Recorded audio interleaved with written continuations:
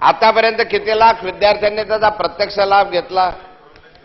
अध्यक्ष महोदय, जनतेच्या दारी शीघ्रतेने न्याय पोहोचवण्यासाठी न्यायाधीशांच्या संख्येत वाढ करू.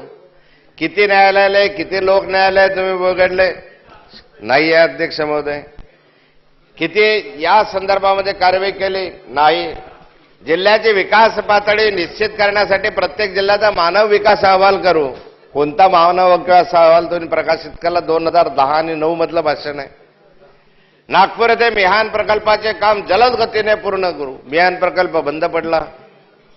पर्यावरण संतुलित समृद्ध ग्राम विकास अभियानाअंतर्गत 5.93 कोटी झाडे लावण्यात आली आहेत.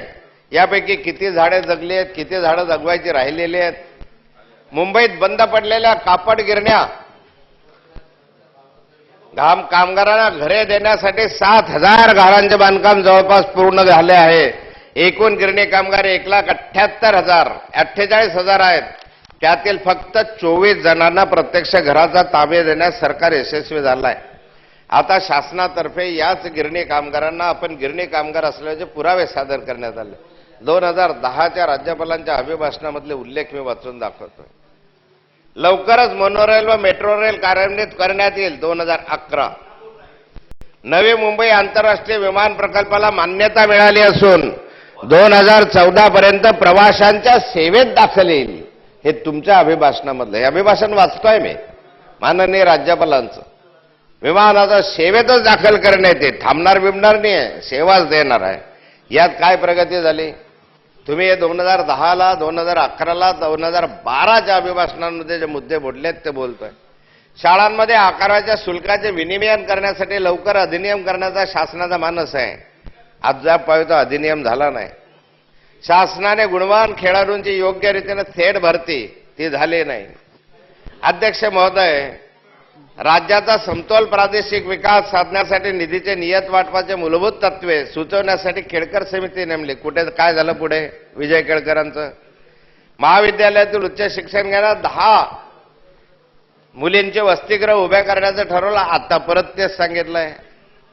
आतापर्यंत तेच मुद्दे आहे. अध्यक्ष महोदय, नुसते राज्यपालांचं भाषण म्हणजे तुम्ही पाठवायचं, त्यांनी लिहायचं, फापून आणायचं, वाचायचं, त्याबद्दल काहीही कारवाई करायची नाही. अशा स्वरूपाचं हे भाषण म्हणजे एक भ्रमनिर्वास. हे निव्वळ भाषण म्हणजे एक बनवाबनवी आहे. तेच विषय वेगळ्या मार्गाने मांडण्याची जी कला तुम्हाला अवगत झालेली आहे, त्या उत्तम कलेचं एक प्रदर्शन आहे. मग अध्यक्ष महोदय, यशवंतराव चव्हाण साहेबांच्या हितासाठी 100 कोटी खर्च झाले. खर्च तुम्ही ठेवला 70 लाख खर्च झाले. बजेटमध्ये 100 कोटी खर्च झाला. 70 लाख. डॉक्टर बाबासाहेब आंबेडकरांच्या स्मारकासाठी इंदू मिलची जागा मिळाली. आनंद आहे. सर्वांनी स्वागत केलं. केंद्र सरकारने दिली.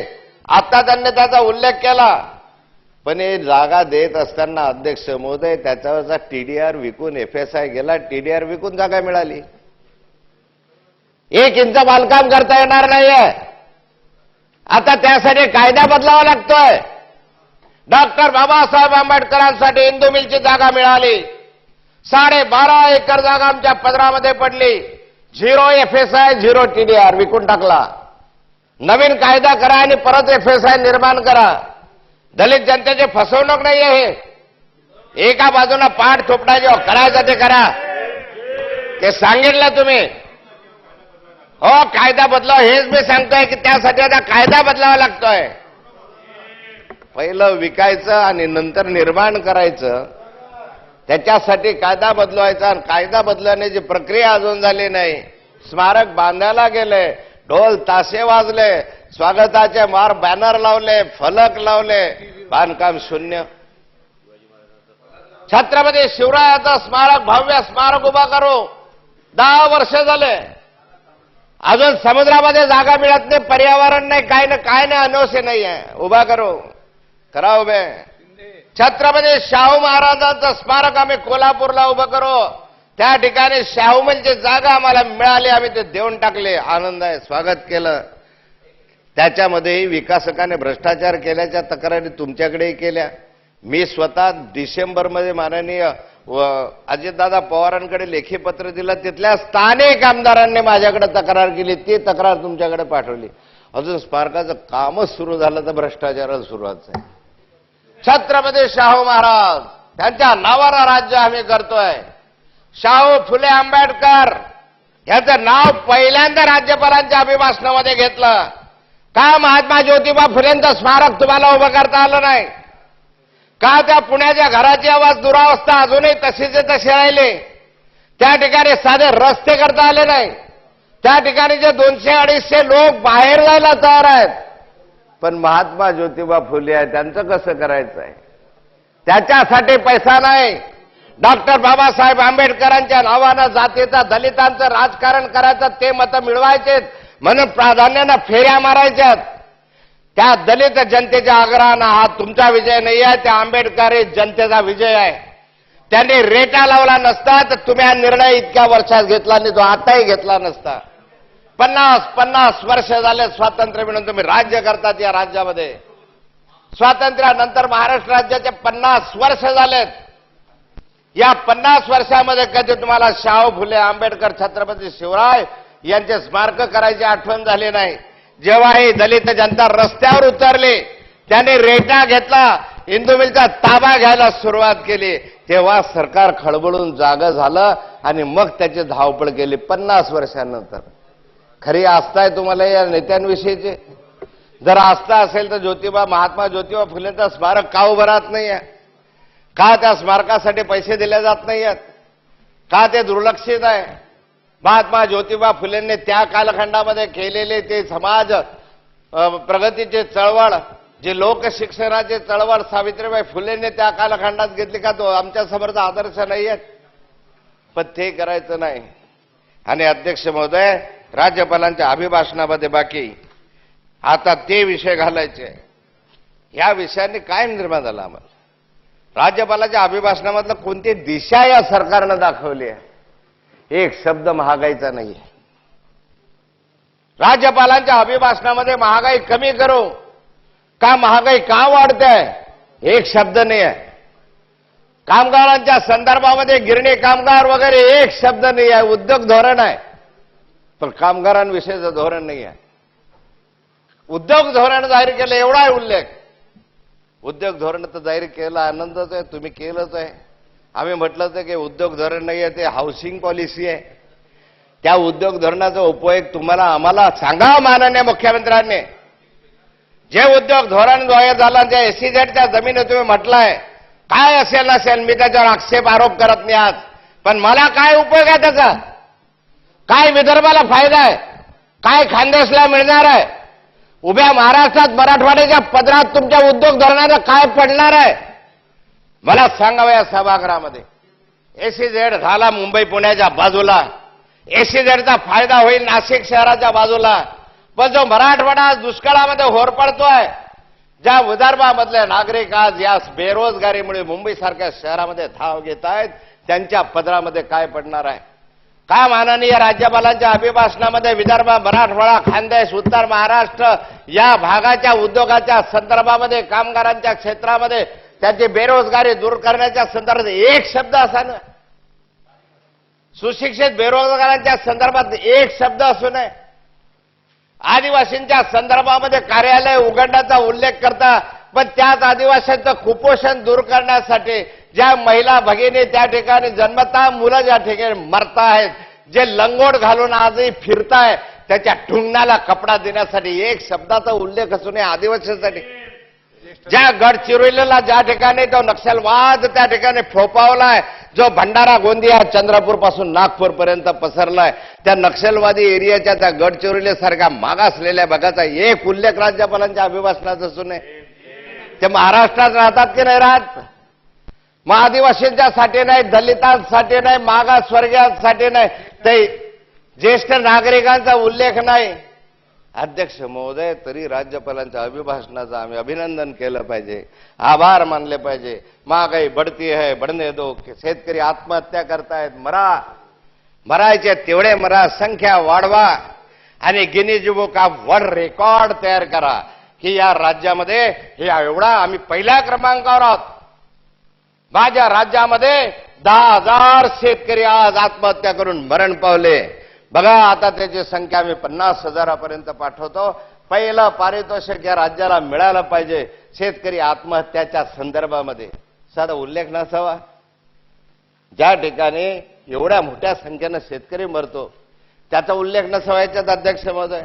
महागाईच्या संदर्भामध्ये एक उल्लेख मुख्यमंत्री महोदय, जो ज्वलंत प्रश्न आहे आज, डिझेल वाढताय, पेट्रोल वाढताय, साखर वाढताय, तूप वाढताय, सगळंच वाढताय. रेल्वेचं भाडं वाढलंय, एसटीचं भाडं वाढेल. पण त्या संदर्भामध्ये शेतकऱ्याच्या शेतमालाचे भाव वाढवण्याच्या संदर्भात एक शब्द मांडला असता की आम्ही या शेतकऱ्याला दिलासा देऊ, या शेतमालाला भाव देऊ, उत्पादन खर्चावर आधारित भाव देऊ. एवढं जरी म्हटलं असतं तरी तो शेतकरी त्याला समाधान वाटलं असतं की चला काहीतरी करतोय. पण माननीय मुख्यमंत्र्यांच्या भाषणामध्ये, आपल्या अभिभाषणामध्ये राज्यपालांच्या सांगितलं आम्ही 150 कोटी रुपये छोट्या छोट्या सिमेंट बंधाऱ्यासाठी नितीन राऊत साहेब दिले. आनंद आहे, चांगली गोष्ट आहे. पण फक्त काय 2 मीटरची पाण्याची खाली कोतळी जी पातळी गेली ती फक्त तिकडच्याच तालुक्यांमध्ये गेली का? दाखवा अहवाल सभागृहामध्ये की फक्त पश्चिम महाराष्ट्रामधल्या 4 जिल्ह्यांमध्ये पाण्याची पातळी खाली गेली का? त्याच ठिकाणी 150 कोटी रुपये तुम्ही दिले का? उभ्या महाराष्ट्रात हे 4 जिल्हे सोडून कोणत्याही जिल्ह्यामध्ये पाण्याची पातळी 2 मीटरच्या खाली गेली नाही. फक्त आम्हाला या ठिकाणीच ते देता आलं. अध्यक्ष महोदय, हा अन्याय नाही आहे? बाकी नाही ठिकाणी कामं करायचे सिमेंट बंधाऱ्यांसाठी या ठिकाणी. अध्यक्ष महोदय, मी सांगू इच्छितो, साखळी बंद पद्धतीचे सिमेंट बंधारे नितीन राऊत साहेब तुम्ही पैसे दिले, जलसंधारणाकडून पैसे दिले. 15 तालुक्यात किती दिले? 15 तालुक्यामध्ये पैसे दिले. अध्यक्ष महोदय, एकेका तालुक्यामध्ये 10 कोटी रुपयाच्या वर पैसा दिला तुम्ही. सिमेंट बंधारे, नालाबांध, गावतळी, भूचर खोदायचे असतील यासाठी एखाद्या तालुक्यामध्ये 10 कोटी. आणि ते तालुके कोणते? 15 तालुके. फक्त या महाराष्ट्रातल्या 15 तालुक्यांना 10-10 कोटी दिले. माननीय मुख्यमंत्र्यांचा प्रस्ताव मी आजच पाहिला. सातारा जिल्ह्यामधला त्यांच्या तालुक्यामध्ये मुख्यमंत्री महोदयांच्या जिल्ह्यामध्ये 16 कोटी रुपयाचा प्रपोजल तुमचा आज आलेला आहे. मी पाहून आलो. बाकीचे नाही आहे महाराष्ट्रात. जो पैसा दिला जातो त्या पैशावर अन्याय तुम्ही करता. जो पैसा तुम्ही घ्यायचाय 10-10 कोटी रुपये घ्या, 15 कोटी रुपये आपण उभ्या महाराष्ट्राला थोडे थोडे द्या. पाण्याची पातळी वाढवण्यासाठी मागणारा पैसा आहे. ज्या भागामध्ये पाणी खाली गेलंय तिथे पैसा द्या म्हणतोय. पण तोही पैसा जर राजकीय हेतून तुम्ही वापरत असाल आणि राज्यपालांच्या अभिभाषणाचा आभार करा म्हणत असाल, मान्य करू आम्ही. अरे आज आम्ही विरोधी पक्षामध्ये निवडून आलो, पण आम्हाला जनतेने निवडून दिलेलं आहे. कुणाच्या उपकारानं निवडून आलेले लोक नाही आहेत. शेवटी त्याही भागामध्ये लोक राहतात. त्याही भागामध्ये आम्ही भाजपच्या असो, कोणी शिवसेनेचा असेल, कोणी मनसे असेल, कोणी शेकापचा असेल, पण त्यांच्याही मतदारसंघात काँग्रेसवाले, राष्ट्रवादीवाले, अन्य पक्षाचे राहतात की नाही. पण पैसा वाटून देत असताना, पैसा वाटून घेताना फक्त काँग्रेसच्या आमदाराला मिळेल, फक्त राष्ट्रवादीच्या आमदाराला मिळेल. अरे ही काय भूमी आहे? कर सगळ्यांचा जमा करायचा आणि पैसा वाटपामध्ये सत्ताधारी पक्षाला पैसा द्यायचा, विरोधी पक्षांना पैसा द्यायचा नाही. हे धोरण, हे अप्पलपोटेपणाचं धोरण आहे, आप मतलबीपणाचं धोरण अध्यक्ष महोदय घेतलं जातं.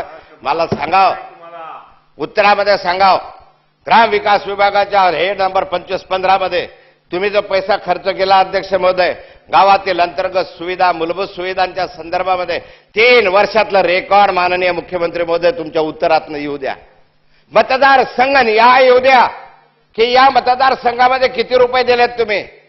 1 रुपया नाही, 1 रुपया.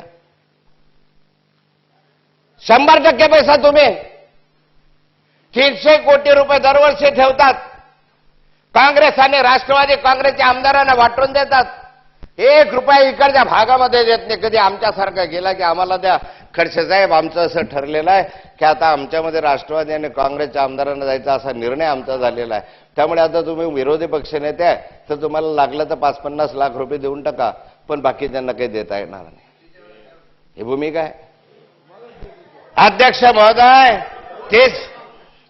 30-54 रस्त्याच्या संदर्भामधला मला मीनाक्षीताईंनी काल सांगितलं. मला मीनाक्षीताईंनी 30-54 गावामधले रस्ते, जिल्हा परिषदेचे छोटे छोटे रस्ते, अध्यक्ष महोदय 900 कोटी रुपये, 900 कोटी रुपये, 900 कोटी रुपयाचं बजेट झालं. 1 रुपयाने 900 कोटीतला 1 रुपयाने 1 रुपये वाटून घेतले काँग्रेस आणि राष्ट्रवादी काँग्रेस. आमच्या आमदारांना एवढे, यांना एवढे, आमच्याला जे पाठिंबा देतील त्यांना एवढे. तुम्ही बसा रे बोंबलत. आमच्या याच्यामध्ये रस्ते नाही आहेत, आमच्या इथं माणसं राहतात का जनावरं राहतात? त्या ठिकाणी तुमच्याकडे दुधाळ जनावर आहे ना, आमच्या भाकड जनावर आहेत का? अध्यक्ष महोदय, महाराष्ट्रामध्ये या अशा स्वरूपाच्या पैशांच्या संदर्भामध्ये जर निधीचं अनियमित वाटप होत असेल तर यांनी काय पाप केलाय? लोकशाही पद्धतीमध्ये सत्ताधारी असो का काँग्रेसचा असो का भाजपचा असो तो लोकप्रतिनिधी आहे. मी समजू शकतो या ठिकाणी सत्ता असेल 5-25% इकडे तिकडे होतात, पण शून्य.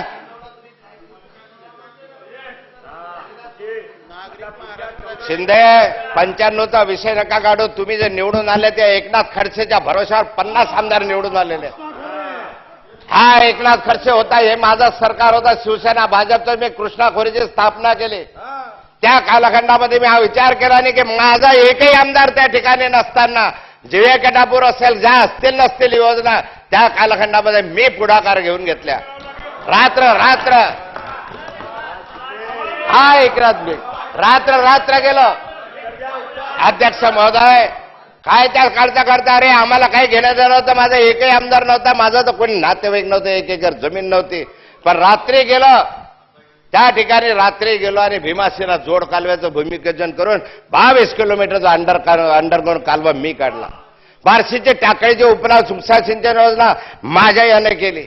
अध्यक्ष महोदय, 100 प्रकल्प मी सांगू शकेल. जो कुकडीचा कालवा 120 किलोमीटर कालव्याचं बांधकाम मी केलं, तेव्हा मांगी तलावात पाणी गेलं सोलापूरच्या. तुम्ही काय सांगता? हा अपप्रभार नव्हता. मी सांगितलं 5-10% जरूर तुम्ही घेतल्या पाहिजे, पण 0%? अरे हा तर कधीच नाही आला आमच्या ह्याच्यात. आणि एवढं तुम्हाला दिल्यानंतरही आजही तुम्ही जर तुमचेच भाग पाहत असेल, उभा महाराष्ट्र काय करताय? ह्याला वंचित ठेवायचं हे धोरण आहे या राज्याचं. जे माननीय मुख्यमंत्री म्हणतात स्वच्छ आहे, ट्रान्सपरंट आहे, दिल्लीहून आले, त्या मुख्यमंत्र्यांकडून मला अपेक्षा नव्हती त्यांच्याकडे. किमान माननीय मुख्यमंत्री चव्हाण साहेबांकडून, या चव्हाण साहेबांकडून मला अपेक्षा नव्हती. पण तुम्ही वागायला लागले, इतक्या दबावाखाली तुम्ही काम करतात. तुमचं ऐकतो कोण मुख्यमंत्री म्हणून? तुम्ही सांगता तुमचे मंत्री तरी ऐकतात तुमचा?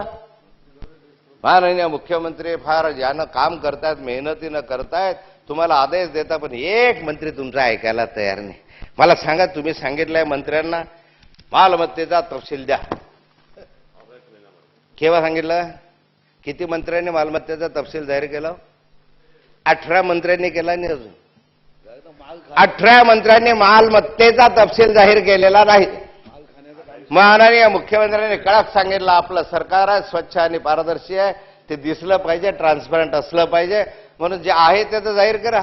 मालमत्ता एवढी आहे की त्याचा हिशोब करायला टाइम लागते, 5 वर्ष. पण आज मालमत्ता 2 वर्ष झाले, माननीय मुख्यमंत्री आले, पण या 2 वर्षामध्ये मालमत्तेची मोजदाद चालू आहे. अजून मोजदाद चालू आहे, मोजदाद चालू आहे, टाइम दिला पाहिजे. मोजदाद चालू आहे. अध्यक्ष महोदय, गृहमंत्री आर पाटील म्हणजे न देणारे कोण? आर पाटील. उद्योग मंत्री नारायण राणे, महसूल मंत्री बाळासाहेब थोरात, सहकार मंत्री हर्षवर्धन पाटील, ग्रामविकास मंत्री जयंत पाटील, उत्पादन शुल्क मंत्री गणेश नाईक, वस्त्रोद्योग मंत्री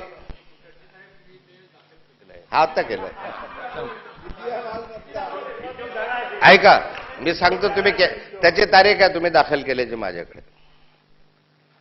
वस्त्रोद्योग मंत्री नसीम खान, सार्वजनिक बांधकाम उपक्रम मंत्री दत्त क्षीरसागर, विजयकुमारजी गावित, नितीनजी राऊत, राजेशजी टोपे, नगरविकास मंत्री भास्कर जाधव, ते लग्नात होते, रणजित कांबळे, सचिन अहिर, गुलाबराव देवकर, राजेंद्र मुळक, सतेज पाटील, प्रकाश सोळंके वगैरे. आता हे सगळं मला मी समजू शकतो. माल आहे, मोठा असतो, मोजायला वेळ नसतो, आपण इतक्या कामात व्यस्त आहे. आणि ते द्याच असं बंधन नाहीये, तुम्ही द्या असं बंधन नाहीये. पण माननीय मुख्यमंत्र्यांनी तुम्हाला सूचना केल्यानंतर ते दिलं नाही, त्यामुळे माझं म्हणणं आहे. नाही तर म्हटलंच नसतं. मला जर कोणी विचारलं असतं मी कशाला सांगत बसेल की मी देत बसू. पण माननीय मुख्यमंत्री महोदय, हे तुमचंच ऐकत नाही तर आमच्यासारख्याचं काय ऐकतील हो? आणि आमचंच ऐकणार नाही तर जनतेला काय मोजणार आहेत हो? कशाचे लावले जनता? मरा ठरा कशाचे खड्ड्यामध्ये जा. अध्यक्ष महोदय, ही अवस्था आहे. मग अध्यक्ष महोदय, या ठिकाणी किमान या ठिकाणी तुम्ही या भूमिका घेत असताना राज्यपालांच्या अभिभाषणातून माझी अपेक्षा नाही आहे. शिवाजीराव, सामाजिक न्यायाचे मंत्री तुम्ही आहे, आम्हाला सामाजिक न्यायाची तरी अपेक्षा आहे की नाही तुमच्याकडनं? नक्कीच आहे की नाही? अरे काय चाललंय तुम्ही विदर्भातले आहात, हा विदर्भावर अन्याय. हे मागच्या दरवाज्यानं बरं झालं लक्षात आलं, वधवून तरी घेतला आम्ही की विदर्भ मराठवाडा अन्याय होणार नाही तर मारलीच होती टांग. तुम्हाला अजूनही मारतील याच्या खात्रीने. काय दिलं विदर्भ मराठवाड्यामध्ये आम्हाला? आम्ही पाहतोय विदर्भ आणि मराठवाड्यामधले माननीय मंत्री पाहिले, शिवाजीराव मोघे समाज कल्याण मंत्री, नितीन राऊत, डॉक्टर नितीन राऊत रोजगार हमी, अर्धे तुम्ही अर्धे आम्ही. अनिल देशमुख अन्न व नागरी पुरवठा मंत्री, आदरणीय श्री संजयजी देवतळे पर्यावरण, पोल्युशन, सांस्कृतिक, नाचा गाडवना लावण्यांना जा. देवतळे साहेब, आमचे मनोहर नाईक साहेब, अन्न अरे येतील कशाला? अन्न भेसळ बिसळ काय असेल नसेल ते खानदेशमध्ये पाहिलं. हा आमचा बजरंगबली पद्माकर वडवी, क्रीडा मंत्री. अरे अध्यक्ष महोदय, सन्माननीय विरोधी पक्षनेते माननीय राज्यपालांच्या संदर्भामध्ये भाषण करतायत. आता अध्यक्ष महोदय, त्यांना कदाचित आमच्या वळवी साहेबांच्या ताकदीचा अंदाज नसेल. अध्यक्ष महोदय, अशा पद्धतीने अध्यक्ष महोदय बोलणं बरोबर नाही शकते. पॉवरफुल आमचा बच्चा है, हम उसके उस्ताद है की नाही? अरे बजरंगबली ताकदवार माणूस आहे, पण खातं क्रीडा. काही ताकदवान खातं द्या ना त्यांच्याकडे. खांद्याचं भलं होईल, आदिवासींचं भलं होईल. विजयकुमार गावित वैद्यकीय शिक्षण आणि फलोत्पादन. फळं तुम्ही लावा, आम्ही खातो आणि आरोग्य चांगलं ठेवतो. विदर्भ मराठवाडा खाते हे आमचे असे. दर्डा साहेब, बाल एज्युकेशन, लहान लहान मुलांना शिकवू, चला शाळेमध्ये जाऊया. आणि तिकडे पाटबंधारे तिकडे, अर्थ खातं तिकडे, सहकार खातं तिकडे, मुख्यमंत्री तिकडे, नियोजन खातं तिकडे, ऊर्जा खातं तिकडे, आणखी कोणतं राहिलं ते तिकडे. आणि घ्या विदर्भ मराठवाडा, तुमचा अनुशेष आणखी वाढवा. अन्याय तो धोद्या तो तुमचा प्रश्न आहे, माझं म्हणणं नाही आहे. पण या ठिकाणी अध्यक्ष महोदय, सामाजिक न्यायाची भूमिका घेत असताना कधी नव्हे 50 वर्षात कधी नव्हे एवढे दलितांवर अत्याचार वाढले. मन विषण्ण करणाऱ्या घटना याच कालखंडामध्ये राहिल्या, अश्रू आटून गेले दलितांचे. दलित महिलांवरचे अत्याचार श्रीरामपूरला जाऊन बघा, श्रीरामपूरला जाऊन बघा, कुणी अत्याचार केला त्या महिलेवर? अत्याचाराची परिसीमा झाली. एक महिला, एक माता भगिनी जिला आम्ही देवी मानतो, त्या महिलेला पकडून घेऊन जातात, तिच्या अंगावरचे कपडे काढले जातात, गुप्तांगामध्ये तिखट टाकलं जातं. अध्यक्ष महोदय, गुन्हेगार 15 दिवस पकडला जात नाही, माहीत असताना. कारण तो काँग्रेस नेत्याच्या जवळचा होता, उपनगराध्यक्षाच्या जवळचा होता. अध्यक्ष महोदय, अरे एखाद्या महिलेची इतकी विडंबना कधी इंग्रजांच्या कालखंडातही आम्ही अनुभवली नाही. शिवाजी महाराजांचा महाराज, शाहू फुले आंबेडकरांचं नाव, दलितांच्या. अरे या ठिकाणी त्या आमच्या पाथर्डीला, त्या नगर जिल्ह्यामध्ये 3 मेहतर समाजांच्या मुलांची कत्तल झाली, मारून टाकले. मेहतर समाजाचे अजून तपास नाहीये. भंडारा जिल्ह्यामधल्या त्या 3 मुलींवर अत्याचार झाला, बलात्कार झाला, कोणी म्हणतो नाही झाला.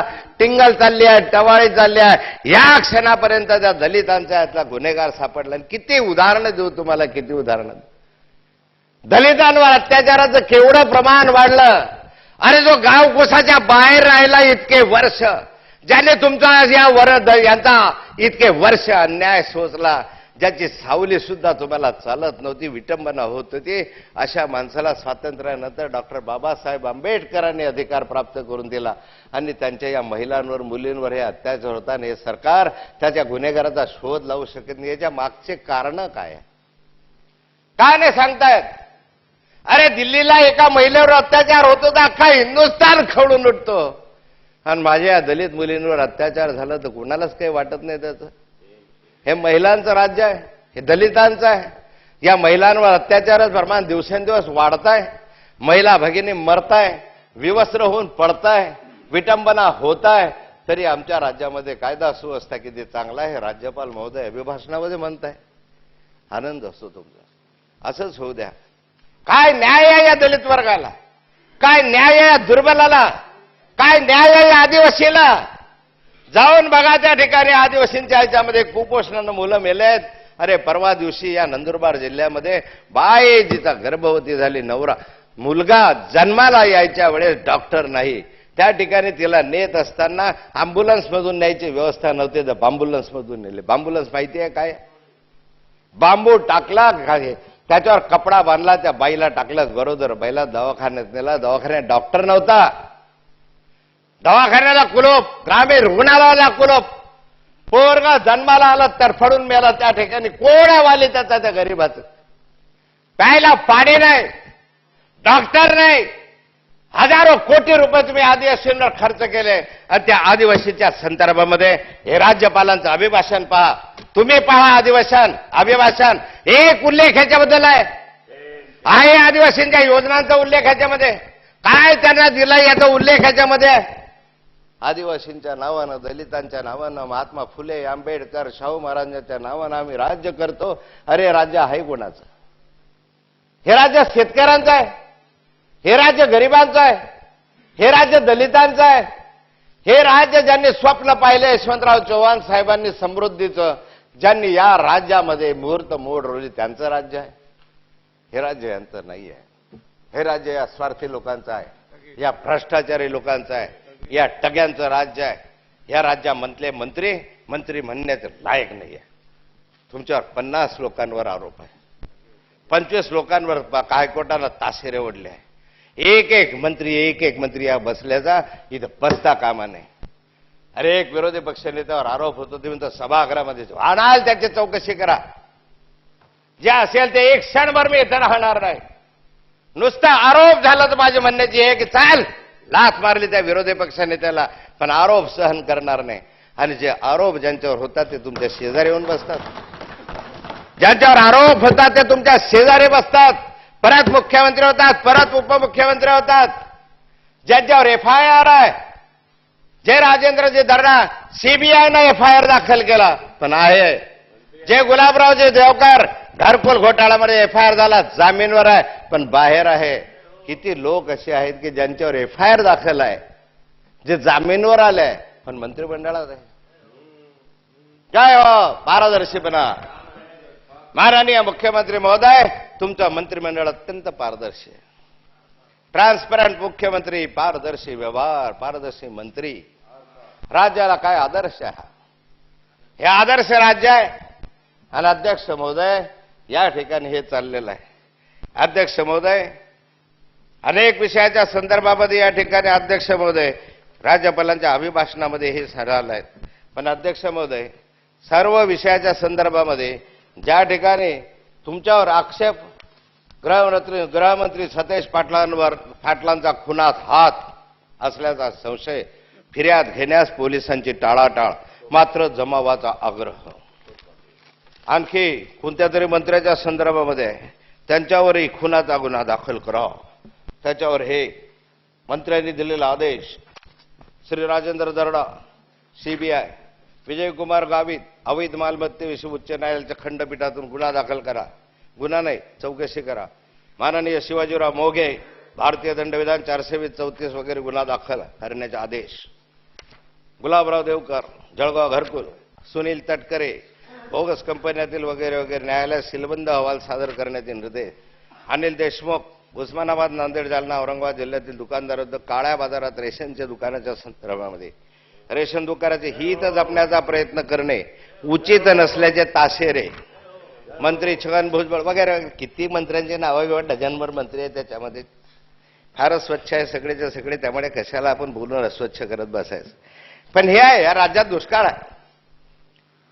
आज जनता तुम्ही टीव्हीवर पाहतात, मीडियात पाहतात, दौरे केलेत माननीय मुख्यमंत्र्यांनी, काही विरोधी पक्षांनी केले, यांनी केलेत. आज पाण्यासाठी वनवन फिरताय, अन्नासाठी वनवन फिरताय, खायला अन्न नाही अशी स्थिती आहे या राज्यामध्ये. स्थलांतरित होत आहे. पिण्याची चिंता मुख्यमंत्री महोदय तुम्हाला आहे? ज्याच्या पोटाला अन्न नाही, ज्याला प्यायला पाणी नाही, ते माणसं तुम्ही त्या ठिकाणी म्हणतात की यांना मदत केली पाहिजे, भावना चांगली आहे. पण मुख्यमंत्री महोदय, तुम्ही आणि उपमुख्यमंत्री माननीय अजितदादा पवार या दोन जणांच्या बंगल्यांमध्ये जेवणाच्या संदर्भामधलं टेंडर निघालंय. कालच्या वृत्तपत्रामधलं हे टेंडर माझ्या हातामध्ये आहे. Mid day 14/3/2013 tender are being invited to supply food and supply food of sustainably high quality item at Honorable Chief Minister residence at Varsha and Honorable Deputy Chief Minister residence at Devgiri, Malabar Hill, Mumbai for the period of 1/4/2013 to 31/3/2013. The procedure will be completed online e-tendering. The total turnover is of work approximately more than rupees 100 crores. Last date given of the download tender. 100 कोटी माननीय मुख्यमंत्री आणि उपमुख्यमंत्री महोदयांच्या एका वर्षाच्या जेवणावडीचा खर्च हे tender आहे. 100 कोटी रुपये. उत्कृष्ट पतीचं भोजन, उत्कृष्ट पतीचं पाणी. या ठिकाणी माननीय पृथ्वीराज चव्हाण, माननीय अजितदादा पवार आणि इकडे या ठिकाणी. आणि काय लिहिलंय? High quality food, high quality food. हे मुख्यमंत्री एका बाजूला त्या 100 कोटी, 100 कोटी हे घ्या, तुमच्याकडे पाठवतो मी. जेवण, क्वालिटी फूड, बढ़िया खाना होना है मुख्यमंत्री जी को, उप मुख्यमंत्री जी को बढ़िया खाना होना है. तिकडे उपासना मेले दुष्काळात तरी चालतील, पण आमच्या मुख्यमंत्र्यांना हाय क्वालिटी फूड.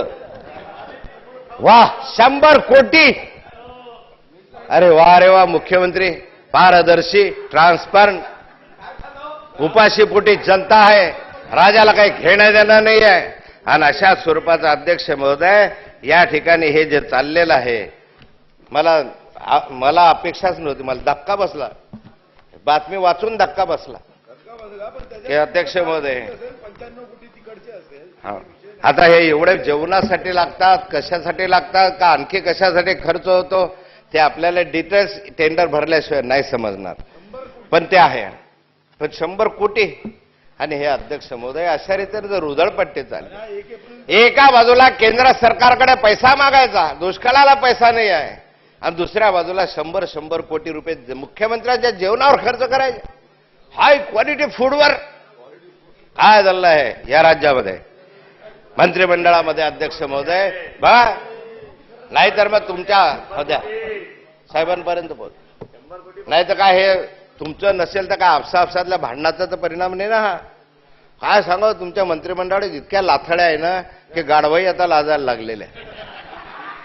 ते म्हणतो हे एवढं, हा इकडे काय म्हणतो, तो तिकडे काय म्हणतो, तो तिकडे काय म्हणतो. आणि मला एक आनंद आहे मुख्यमंत्री महोदय, जे काही झालं तुमच्याकडे भानगड झाली मंत्रिमंडळात हो का काही हो, बाकी आपल्याला लगेच फोन येतो, खडसे साहेब ऐसा हो गया, असे काढले की नाही, असा बोललो की नाही, मी त्याला शाबासकी देतो, असंच कर बेटा, राज्य आपलं आहे. याबाबत तुझं आणि माझं एकमत आहे. पण हे असं आहे. मग अध्यक्ष महोदय माझी विनंती आहे, खूप विषय आहे, खूप बोलता येण्यासारखं आहे मला. आधार कार्डाचे असेल, नगर विकासच्या संदर्भामध्ये असेल, वाळू चोरीच्या संदर्भामध्ये, कृषी बहादूर यांच्या संदर्भामध्ये, शेतकऱ्यांच्या कर्जमाफीतला भ्रष्टाचार असेल, 50 वर्ष आत्महत्येचे आहे, जलसंपदाचा विषय राहिला भ्रष्टाचाराचा, अन्न नागरी पुरवठ्याचा, वैद्यकीय शिक्षण, खूप आहे. वेळ कमी आहे अध्यक्ष महोदय.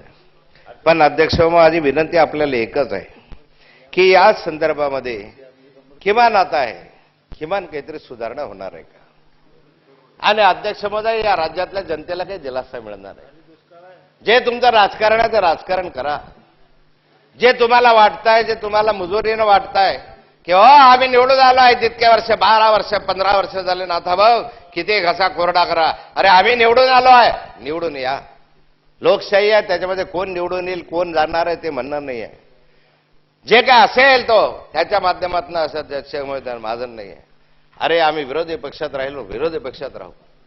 आज इकडे असेल, उद्या तिकडे, इकडून इकडे आल, तो मला म्हणायचं नाही. पण माझी अपेक्षा एकच आहे आपल्याकडनं की किमान या राज्यामधली जनता हा जी दुखी आहे, आज या राज्यामधल्या ज्या व्यवस्था आम्ही पाहतो आहोत, जो कायदा सुव्यवस्था झालेली आहे, ज्या महिलांवर मुलांवर अत्याचार होत आहे, जो दुष्काळामध्ये त्या ठिकाणी होरपळलाय, जो सुशिक्षित बेरोजगार हाताला काम मागतोय, जो आदिवासी दलित त्या ठिकाणी न्याय मागतो आहे, किमान यांना न्याय देण्याचा प्रयत्न करा. उगाच राज्यपालांकडे असे कागदपत्र पाठवणं आणि त्या शेवटी राज्यपाल महोदय तुम्ही दिलेल्या कागदाच्या आधारावरच बोलणार आहे. तुम्ही जे माहिती देतील त्याच्यावरच ते बोलत असतात. आणि इतके फसवणूक तुम्ही जनतेची केली, पण किमान माननीय राज्यपालांची करू नका, किमान त्यांची करू नका. आणि या रीतीनं अध्यक्ष महोदय हे जर चालत असेल तर लखलावं. पण माझी ही विनंती आहे आपल्याला, आणि या निमित्ताने या राज्यपालांच्या अभिभाषणावर मी खेद व्यक्त करतो, नाराजी व्यक्त करतो, नापसंती व्यक्त करतो अध्यक्ष महोदय, की हे बरोबर नाही. हे किती दिवस चालणार आहे? किती दिवस तुम्ही म्हणणार आहात आम्हाला? किती दिवस या जनतेला फसवणार आहे? किती दिवस हवेमध्ये राहणार आहे? किती या राज्याच्यावर दरोडे पडत आहे? किती राज्याच्या याच्यावर दरोडे पडणार आहे? काहीतरी जनतेचा पैसा आहे आणि या संदर्भामध्ये चिंता करा. निदान जनाची नाही तर थोडं आपण याच्या तर करा आणि या राज्यातल्या नागरिकांना न्याय द्यावा. राज्यपालांच्या अभिभाषणावर आम्ही तीव्र नापसंती व्यक्त करतो आणि माझे 2 शब्द संपवतो. जय जय महाराष्ट्र. एकनाथ शिंदे.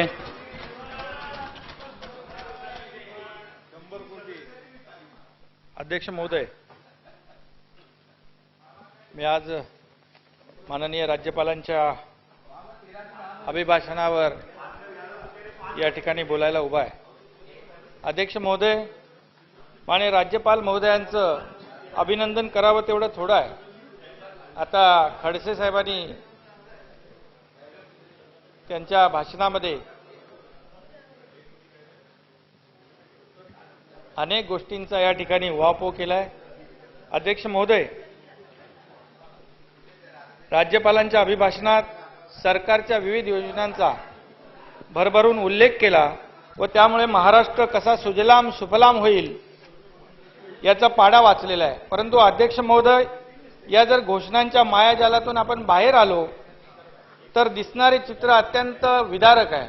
अध्यक्ष महोदय, महाराष्ट्रावर पडलेल्या दुष्काळाच्या संकटावर घोषणांच्या पावसांचा जो मारा केलेला आहे तो मला वाटतं पुरेसा नाही आहे. अध्यक्ष महोदय, खऱ्या अर्थाने जर तहानलेल्या महाराष्ट्राला पाणी द्यायचं असेल तर राज्यकर्त्यांना आता आपल्या मनगटाचा जोर प्रशासनाला अध्यक्ष महोदय दाखवावा लागेल.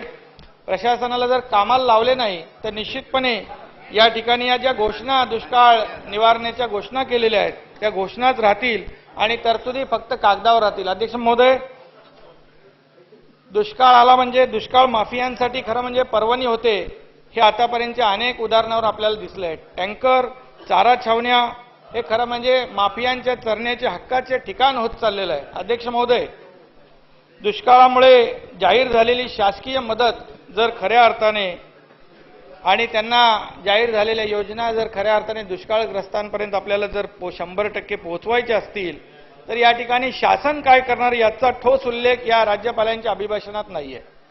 अध्यक्ष महोदय, आताच कॅगमध्ये कर्जमाफीमध्ये कर्जमाफीच्या निधी वाटपामध्ये जसा गैरव्यवहार झाला आणि या सरकारचे जशी कॅगच्या माध्यमातून लक्तरं काढली ती नामुष्की पुन्हा या राज्यावर आल्याशिवाय राहणार नाही जर ठोस असा कार्यक्रम जर आपण आखला नाही. दुष्काळग्रस्तांना मदत करण्याचा हेतू साफ असेल तर अध्यक्ष महोदय मदत पोहोचवण्याचा रस्ताही साफ करावा लागेल. अध्यक्ष महोदय, आपल्या माहितीसाठी या ठिकाणी सांगतो, वाजत गाजत सादर झालेल्या व्हाईट वॉश पेपरमुळे राज्याची सिंचन क्षमता वाढल्याने सरकारचे दावे या ठिकाणी दुष्काळामुळे आता खोटे ठरू लागलेले आहेत. अध्यक्ष महोदय, सिंचन माफियामुळेच हे राज्य दुष्काळाच्या खाईत ढकलले गेले आहे हे या ठिकाणी साऱ्या महाराष्ट्राने पाहिलंय. त्याचबरोबर सिंचनाच्या नवीन नवीन योजना व तरतुदी या जनतेकरता नसून सिंचन माफियांकरताच आहेत हे आता स्पष्ट झालंय. अध्यक्ष महोदय, या ठिकाणी मुख्यमंत्री महोदय या सभागृहामध्ये आहेत. मी